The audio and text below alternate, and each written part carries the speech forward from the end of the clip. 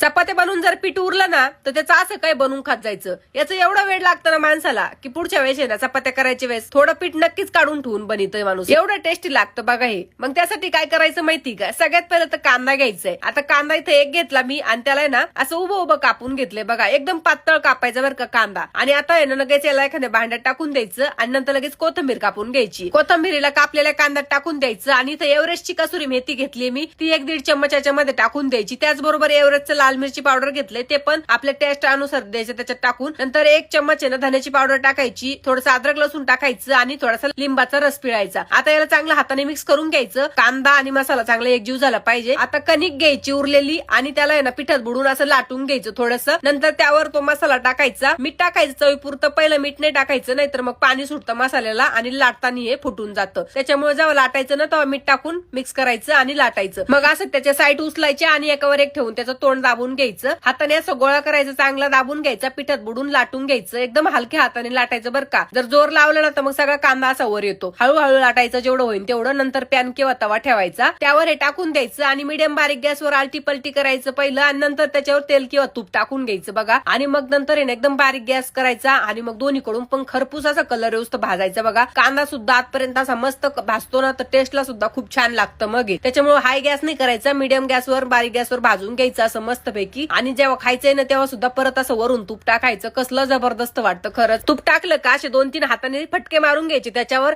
आणि मग आता खायला बसायचं बघा. आता इथं दही घेतलं मी, त्याच्यावर परत थोडीशी लाल मिरची पावडर टाकली आणि मग त्याच्याबरोबर एन्जॉय केलं. असला जबरदस्त लागतो ना. किंवा तुम्ही सॉस बरोबर सुद्धा खाऊ शकता. तर खरंच एक वेळेस बनवा आणि मला कमेंट करून नक्की सांगा.